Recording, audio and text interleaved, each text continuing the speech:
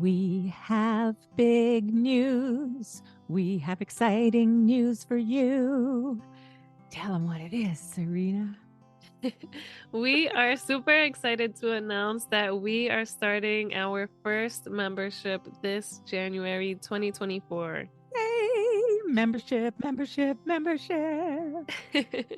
So we're excited to let you know that we will be hosting a monthly membership where when you join, you will be with us live in a Zoom room once a month for a workshop like we just hosted. It's going to be a workshop like that, one topic each month, a different topic. You might even help us come up with the following month's topic from inside our membership. Super excited to meet you. It was so fun meeting a few of you in our inaugural workshop. So we're really looking forward to that. And when you are a member, you will also be receiving a monthly newsletter where I'm going to be a little more intimate and I'll be sharing the things that are working and the things that aren't working for me. Yeah, like taking a tool that you've learned from the podcast and how you're implementing it and how well that worked, or maybe if it didn't work.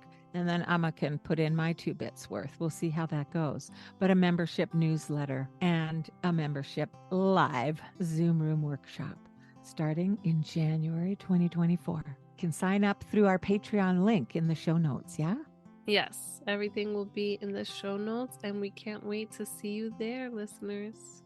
We can't wait. Yay! Hello, everybody. Oh my gosh, we are so excited. Today is our day that we are launching our rebrand. So welcome to the Nurturing Parent. Welcome. So exciting. It's like we had another baby. Yeah, right. And in preparation for this, tell everybody what you have just created, Serena. It's so exciting too. Yes. Okay, mamas. So in order to better serve you, I created a survey just to make sure that we are speaking to you and helping you solve all the things that you're struggling with as a mom of infants and toddlers. So I created a survey. If you would mind going into our show notes and just clicking the link, it will say survey for mothers of infants and toddlers, and just taking 2 minutes to answer these quick questions. But it's to make sure that we're speaking to your biggest worries and the wants that you want as a mom and for your relationship with your kids. So we've been getting very interesting results, and they're very exciting for Amma. They're really exciting. And I love how simple the survey is. There's really 3 sections. Number 1, what is your number 1 want as a mama? The second one, what is your number 1 worry as a mama? And the third one is if there is a want or a worry that you have that wasn't listed.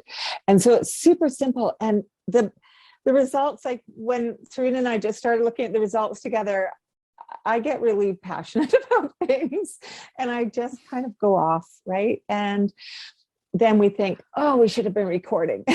Oh, yeah. So here we are. So what I got really excited about, you guys, is that your number 1 want is to have more fun and enjoy your little ones more. To have fun with them and enjoy them more and enjoy your role as mama.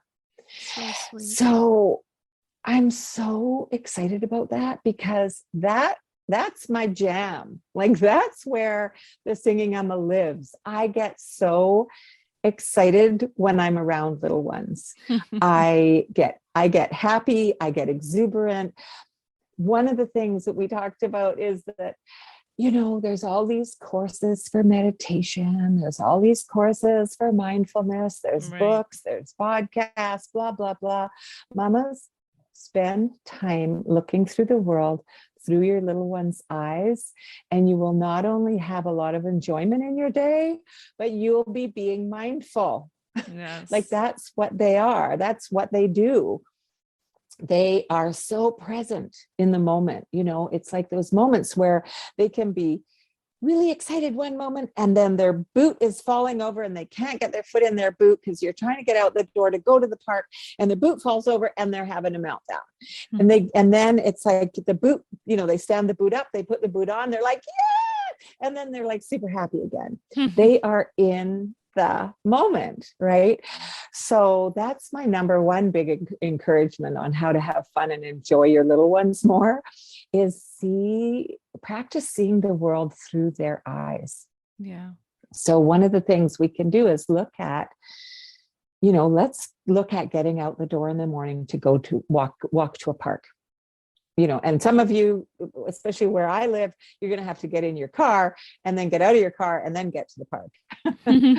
But the whole point here is, how do we, well, there's a few pieces, right? It's the whole piece about being the director of your child's lives, rather than being the observer and the supporter of your child's life. So by that, I mean, if you want to go to the park with the kids in the morning, okay, great. Awesome. Really great thing to do. But are you going to rush and try and get their boots on and get their coats on and get out the door and get to the park so you can hurry up and go and have fun there? Or are you going to allow the time that it takes for a toddler to get their gumboots on, to try and get those boots on, because there's probably going to be puddles at this time of year and you want to have the boots on? And are you going to hurry and push them through that? Or are you going to be able to be the observer and let them, to some degree, let them have the struggle that it takes to learn to put that boot on, but to be there when they get the joy of actually having done it for themselves? I think that joy, when they do experience the happiness of achieving whatever goal it is, experiencing that happiness with them is enjoying them and just seeing how they light up, just how something so little to us can make them so happy. That really helps me enjoy my little ones. It's the cutest thing. It is so cute, and it's huge for them. Yeah. When a toddler masters putting on their own boots to go out the door, like, their self-esteem, their self-confidence, everything is so big. And so it's so exciting. So let's look at putting boots on as we're going to dive deep with you guys so that you can really get how simple some of this is and how it can shift from the frustration of getting the boots on and getting out the door to allowing the child that time. And I'm going to give you, it's not going to be every morning that you've got the patience or the time to allow the toddler to get their boots on in the toddler manner. Some days you are going to have to rush out the door, and that's okay too. But as often as you can, be the observer of your child. So rather than the director, we are so quick to direct our kids all the time. So be the observer. So there's your child and their boot falls down and they're, don't like it, and then you can say, be the observer. I like how you're holding on to the wall because that helps your body balance. But I totally get how frustrating it is when your boot falls over again. And sometimes it can really help just to lean on that wall a little harder so that you can lift your foot up a little higher and get it in that slot. And you might at that point reach down and steady that boot. Or you might say, another thing that can help, sometimes it can help if you sit down to put your boots on. So you're giving them a little bit of information that as an adult who knows how to put your boots on, how to help them help themselves, right? How to help them, how to encourage them to have the autonomy that they are craving with every ounce of their being. You also can move yourself away if it's too tempting for you to go, oh, come on, let's just get the boots on and get out the door. Because what you want is that joy and that pleasure of being with your child. So you might want to remove yourself slightly and say, I'm just going to be right here putting my coat and boots on. If you need my help, let me know. and you say it in a normal communicating voice, not like, oh, honey, I know it's so hard. Like, don't go down to that place. Yes. They are strong, independent, powerful beings. And if you meet them at that level where you know you believe in them, you've got this. Hey, my little 2-year-old, you've got this. Yes, boots can be hard to put on. Yes, it can be frustrating. Sometimes it helps to sit down. Sometimes it helps to really lean on that wall or hold something for your balance more. And I'm right here. If you need me, let me know. And they may call you, but chances are they're going to go, Mommy, I did it. I got my boots on. And you can then go, yay, let's go to the park. All right. So you can get really excited, but you don't have to overdo the excitement. It's just a human that you're talking to. Like, if you wouldn't be going, oh, yay, to your girlfriend, and you don't have to do you can go, yay, I knew I believed in you and you could do it. So now you're out the door. You've got the coat on. Oh, and on a side note, it's really beautiful, sunny October where I live. If your child goes, I'm too hot, I don't want my coat, and you go, but it's cold out, you have to have your coat. Bear in mind that your child has their own autonomy. You can bring the coat and say, all right, let's bring the coat and let me know if you get chilly. But also sometimes if you get really excited playing, you might forget that you're getting chilly. So every now and then, if you don't want your coat on, I might just check in and feel your fingers and see how cold they are. And if I feel like they're too cold and I don't want you to get sick because you're getting a chill, we can chat about putting a coat on then. But you don't have to force a coat, is what I'm saying, right? At that moment. Yes, it's exactly getting out of the way. Just get out of the way. We want to control so much. And me, oh my gosh. Yes, me who is very neat freak. I like everything where it is. I like everything done a certain way in certain steps. And that was one of the biggest things in becoming a parent and learning how to really just enjoy my kid is just let go. Stop wanting to control every single thing, because we can't control them. Even though they came from us, we can't control what they do. They are not us. No, and they have a right to their autonomy. They have a right to be their own person. Yeah. And just because they put their socks on backwards or even their boots, if they're not noticing that their boots are on the wrong feet, who cares? I mean, sometimes you can go, oh, you can teach them. You can go, look at how the toes point sort of together when you stand them up. And if you put them this way, look how the toes point sort of out. And I find it more comfortable if my toes point, together when I'm putting my boots on. You might not notice. It's up to you. Give them the autonomy where you can. Because honestly, putting on a rubber boot on the wrong foot is not going to affect your child's walking for the rest of their life. Yeah. Yep. So now you're going to the park. And you, in your adult brain, you have a destination in mind. You got to get from A to B, and then you're going to have fun when you get there. No. The walk from your house to the park, for me, it's walking up my driveway. I live on a long dirt driveway in the country. And I would go for walks with my grandsons every time they came to visit. And my little guy, my oldest one, they lived with me when he was a toddler. Every day we'd walk up the same driveway, the same dirt road. Sometimes we didn't get to the dirt road. Our whole walk for over an hour was on my driveway. It's not that long. An adult could walk that driveway in 5 minutes. But again, seeing the world through your child's eyes. Here you are, you're walking. Some of you are going to be on a sidewalk, and there's a worm. There's a worm wiggling. There's a caterpillar. They're going to want to squat down and have a look. And if they don't, because you've been rushing them through their life, when you notice that caterpillar, you can go, oh, wow, look at how fuzzy it looks. Look at how quick it's walking. The point I'm making here is you don't have to hurry to get to the park. The whole experience is every step of the way, right? And that is where the fun is.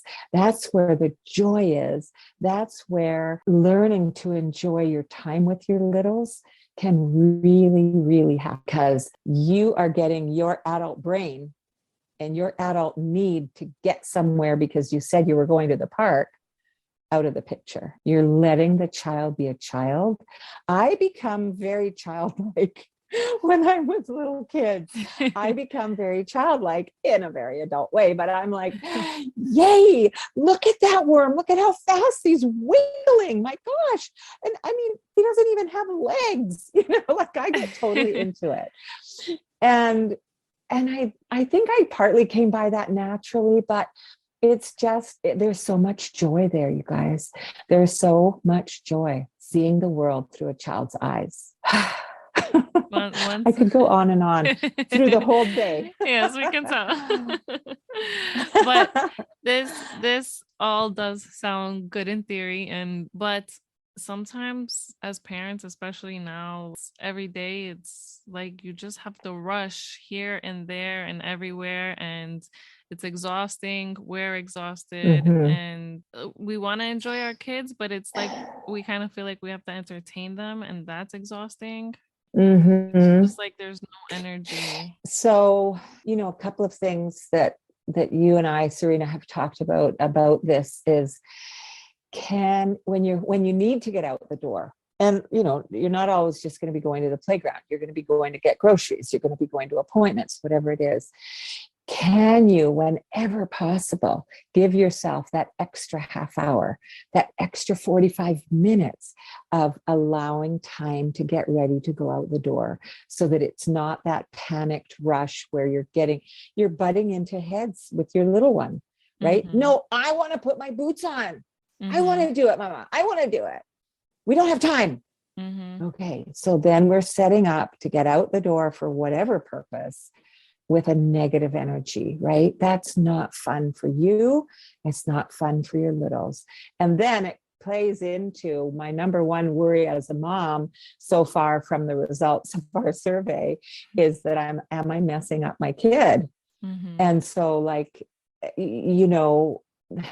we worry when we get panicked and angry and frustrated with our kids and yell at them and, all those things, right? So can you preventatively give yourself that extra bit of time?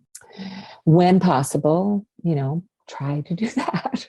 And I know it's not always easy, but the other thing, it's really, really hard. But when we were talking earlier, we also looked at, okay, now you're at the end of your day, you're making supper, your little one wants some more time with you. They're hungry, they're tired, they've had a long day of playful fun, and they're like, mommy, come and play with me. Mommy, look what I'm doing, mommy. And you're like, just give me a minute to make supper. Everybody's hungry, I'm exhausted, just go.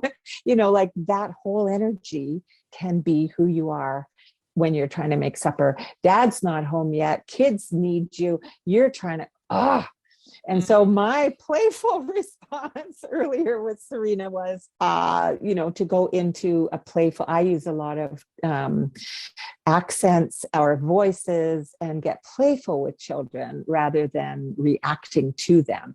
So one example is, I cannot play with you right now. I am a dinner cooking robot. I must do what I'm told to do.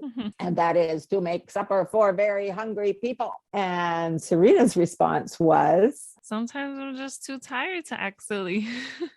Exactly. And then I said, is it more energy to come up with that silly, playful response than it is to end up in a 3-hour battle with your child? because you've reacted, they've fought back, you're reacting, they're reacting. And then it goes through dinner time. It goes through making them eat something nutritious, getting in the bathroom, having a bath, brushing your teeth, getting to bed, and please go to sleep. World War III. That 2 or 3 hours is going to take a lot more energy than doing your very best. And you're going to blow it sometimes, and that's okay. You're human, they're human, but do your very best to bring out the playfulness. And even if you want to say, I feel like a ticking time bomb, and if you ask me to play with you or watch you one more time, I'm going to explode. I suggest you go in the other room for a while, unless you want an exploding mama.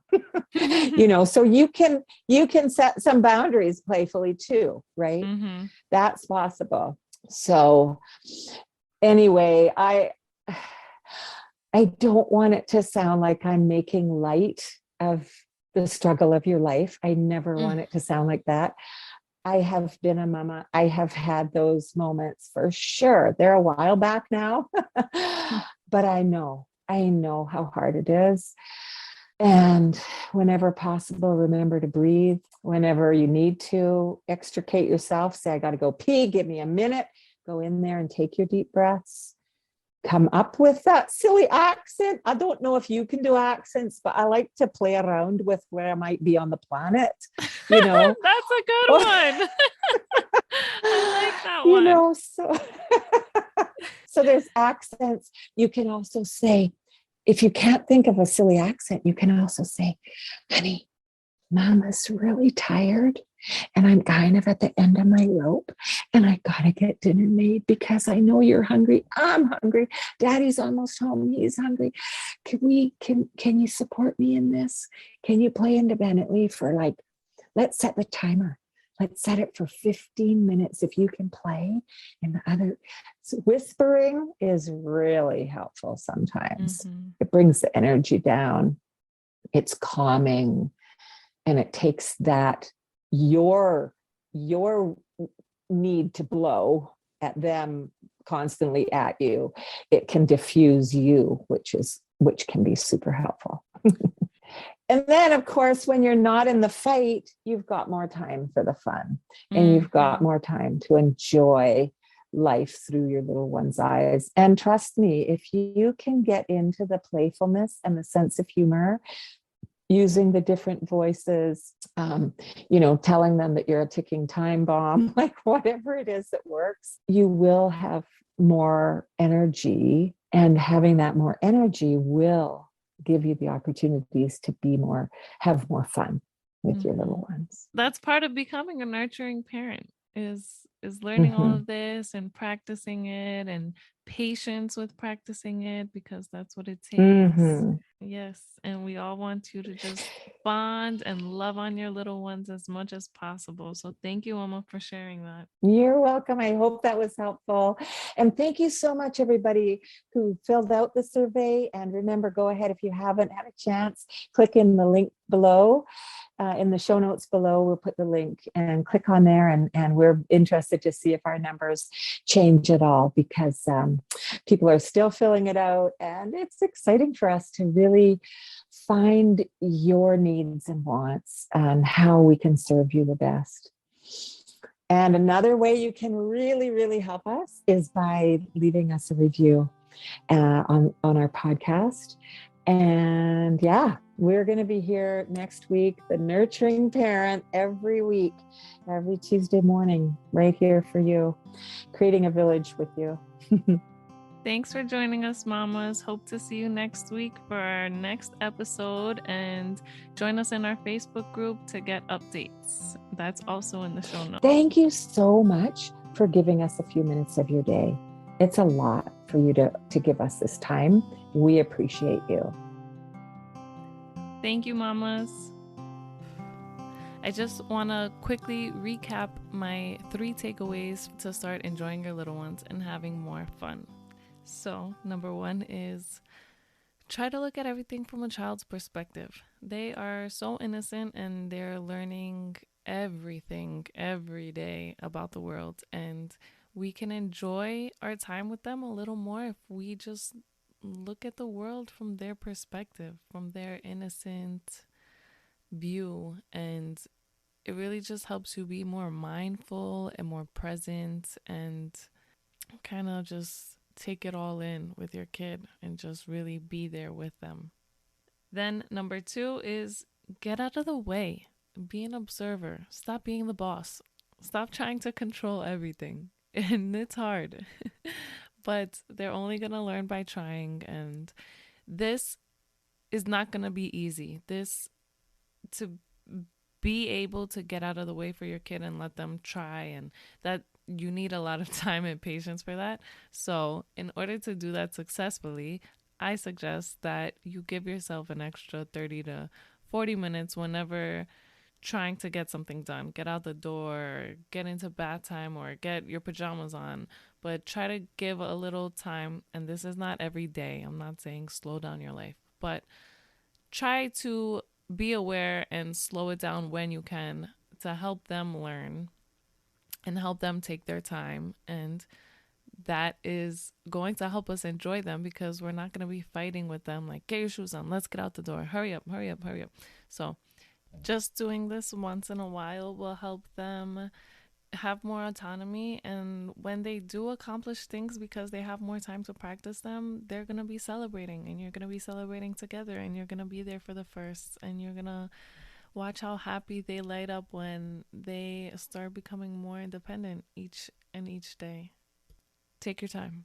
And then number 3 is, if you are too exhausted to distract or entertain or get silly, think about the World War III that is coming if you don't take that extra 20 seconds to make a funny voice and get them to do what you want them to do, because that will start the World War for the rest of the night or for the rest of whatever it is you're doing. Just have that in the back of your head when you are speaking with them or they're trying to get your attention. And so this is to enjoy them, to help you enjoy them. Just get a little silly before you revert to reacting. I hope that made sense. But thanks for joining us. I found this very helpful. I hope you do. And if you do, please share it with other mamas out there. We just want to help you. All right. Thanks for joining us, and come back next week for a new episode. We can't wait to see you. Take care. Love you, mamas.